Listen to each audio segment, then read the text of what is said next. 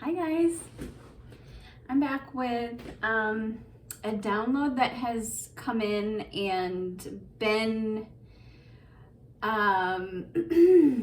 what's the word, like a snowball, gaining momentum between some back and forth conversation between my good friend Kara and I. And so I wanted to share it with you because I think it's a collective reality and it's important to be aware of. So it actually started with the other day kind of noticing that the energy was feeling really fast, intense. I categorized it kind of as really having a hard time multitasking. It just felt like everything was demanding my attention, and I really had a hard time doing more than one thing at a time, which meant that like I was forgetting to do some things. It was overwhelmed with things that needed to be done, and just feeling like I was going to forget something. And if I wasn't really paying full attention to something, it was like I might as well not even bother doing it. And so that was my experience of it. She was also experiencing something similar, and tried to tap into it during her meditation. And what came through was this download about how it feels like things are moving really fast, but really it's our consciousness moving really quickly. So it feels like things are flying by us, or there's a lot kind of bombarding us, but really it's not the outside things that are moving quickly, it is our consciousness. So let me try to break this down a little bit into some analogies that have kind of come through for both of us the past couple of days around this. So she had kind of likened it to being in this tunnel where we can see all these timelines, but really we need to stay like grounded in the present timeline on the path, and not really get too attached. And so building upon that, then what came through for me was something I posted on Facebook the other day, which is this image of Willy Wonka's chocolate factory in that scene where they're on the boat going through the tunnel, and there are the screens on both sides that are kind of projecting these random, sometimes frightening images, and everyone on the boat feels like they're having some sort of hallucination, and they're just moving so quickly it's like they don't know what's going on. That is how it feels to me. And I think Kara would agree that this is a good analogy for the experience that we are both tapping into for the collective. And as it was kind of downloaded and explained to me, this is the experience of now being in the fourth dimension, because we are in the reality and the dimension where time and space are so very fluid. The fourth dimension is not about physical reality, where if you describe an object as having three dimensions, it's not just flat on a piece of paper, it actually has mass, right? Like it has length, width. I don't even think like length, width, and height are the same description, but you know what I mean. It's a 3D thing. You can grab a hold of it, right? So that's about space. 4D is, if you haven't watched my last video, 4D is the absence of linear time. So we're in this space right now, which it's been told to me now is this tunnel that we keep seeing, the Willy Wonka tunnel, where we're not really anchored into a physical reality. And the things that we're seeing flying by are glimpses of other timelines, and some of it may be quite dark, because the lower fourth dimension is where a lot of the negative attachments, entities, beings, they hang out. So it made it really easy for them to manipulate the third dimension, because they were actually in a vibrational space above, where third dimensional reality, like they couldn't perceive that they were being controlled. We were being controlled. I'll put myself in that group as well. But the fourth dimension, so now we're at the current experience and reality of where a lot of this negative energy is controlling us from. And in order to surpass that, like, we need to really see it. We're bringing light to it. So these things, as we're on our boat traveling through the fourth dimension that are speeding by, sometimes might be frightening. They might be scary. Just the other day, I found out that a couple houses down from me, their car was broken into one night, and then the next night, the people were out of town and someone broke into their house. So, me living by myself, there was a little speck of, do I need to be afraid? And I was like, no, I don't actually need to be afraid. This is just like a manifestation of the fourth dimension.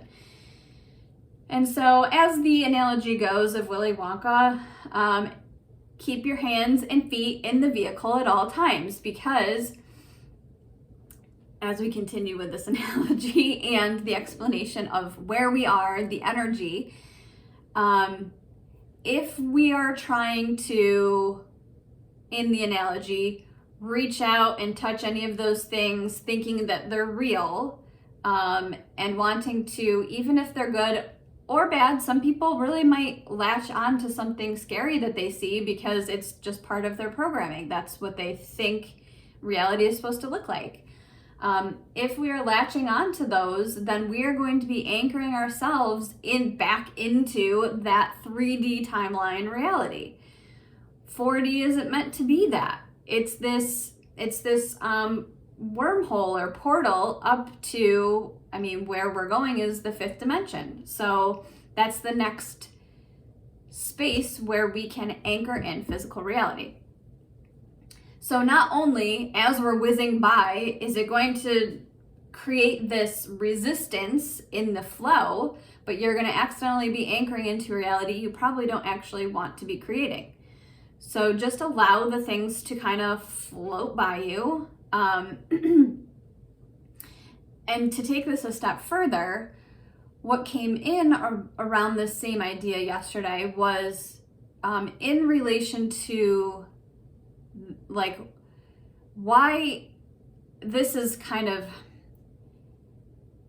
why it's been so challenging to multitask,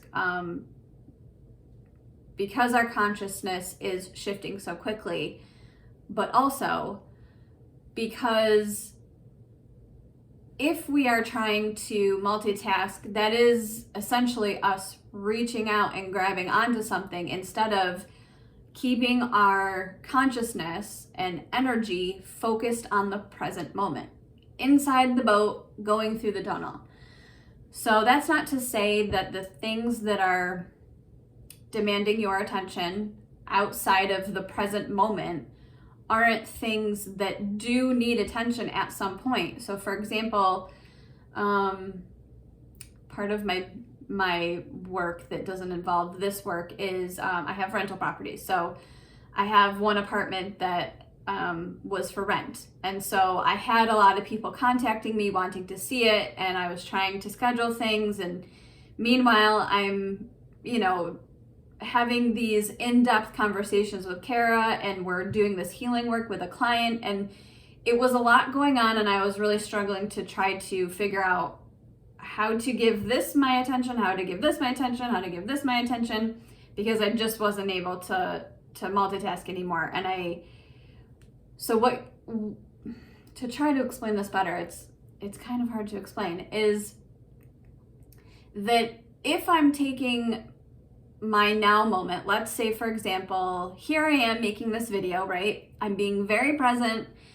I am talking about this very topic. If my doorbell rings and I choose to go to go answer it, and it's someone wanting to sell me something, and then someone texts me while I'm over there, now I've chosen to take my consciousness out of this present moment and what I'm doing right now, and it's kind of fractaling off or splitting off and I'm splitting my energy, I'm splitting my consciousness essentially to do those other things. And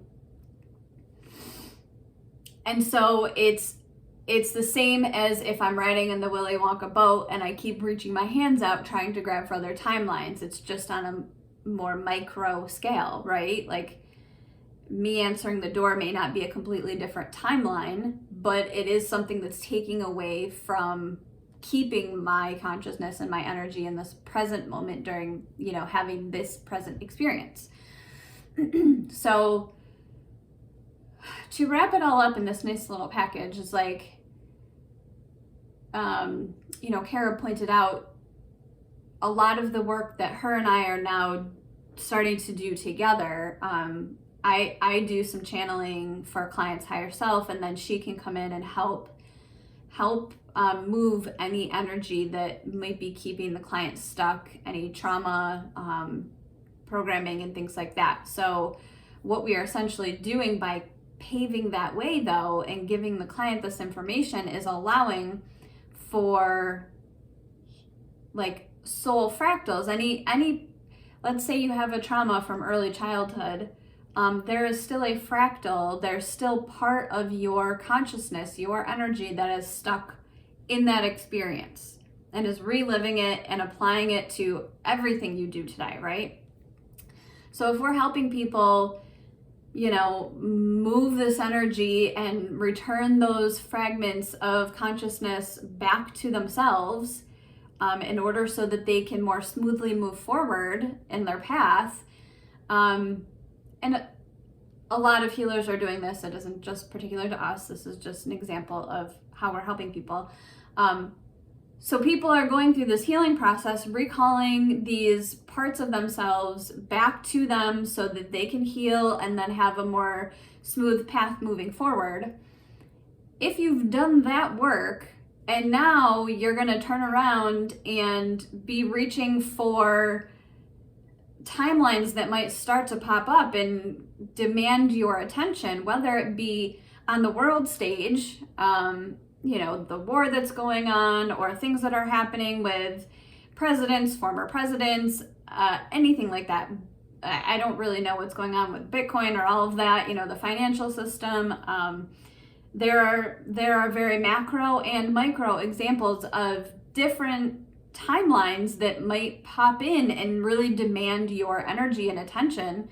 But right now, our job is to just notice them. So one is, if you haven't already, begin to or continue to do the work to reclaim all of your energy and all of your consciousness back to you in this present moment so that you can get back to a neutral point. Two, as we're moving through the fourth dimension collectively, just be aware that things are going to demand your attention, and some of them may be really loud, some of them may be scary. You do not need to give them your attention. After you've done the work from number one, don't go creating more problems so you have to jump back to number one and do more work. So keep your hands and legs in the vehicle at all times. Just notice. That's all you have to do from the neutral point, is just notice things happening around you. And then, was there a number three? Oh, yeah. So the number three is really cool. As you maintain your awareness and bring all of your consciousness and energy into the present moment, and just really, I think the example of multitasking came in because it's a good example that people can relate to, whereas sometimes saying timelines and that kind of thing can be a little esoteric.